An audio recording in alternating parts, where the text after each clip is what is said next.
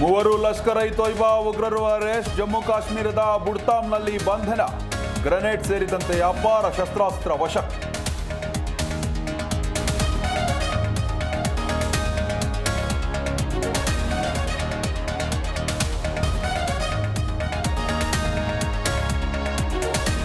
ಮಂಗಳೂರಿನಲ್ಲಿ ಸಿಎಂಗೆ ಕಪ್ಪು ಪಟ್ಟಿ ಪ್ರದರ್ಶನ. ಸುಹಾಸ್ ಕೊಲೆಯಲ್ಲಿ ಪಿಎಫ್ಐ ಕೈವಾಡ ಆರೋಪ. ಎನ್ಐಎ ತನಿಖೆಗೆ ಒತ್ತಾಯಿಸಿದ ಬಿಜೆಪಿ.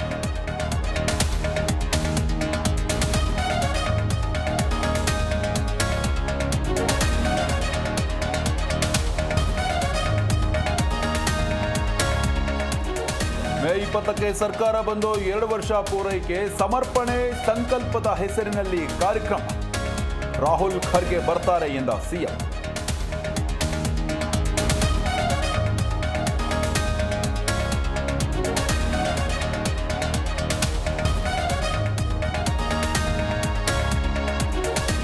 ಜಮೀನು ವಿಚಾರಕ್ಕೆ ಲಾಂಗ್ ಝಳಪಿಸಿ ಗಲಾಟೆ. 2 ಗುಂಪುಗಳ ಮಧ್ಯೆ ಪರಸ್ಪರ ಹಲ್ಲೆಗೆ ಯತ್ನ. ಬೆಳಗಾವಿ ಜಿಲ್ಲೆಯ ಮುಗಳಖೋಡದಲ್ಲಿ ಘಟನೆ.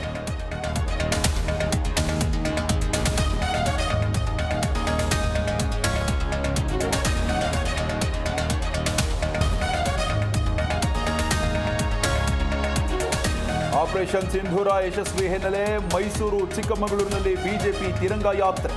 ಸಾವಿರಾರು ವಿದ್ಯಾರ್ಥಿಗಳು ಮಾಜಿ ಸೈನಿಕರು ಭಾಗಿ.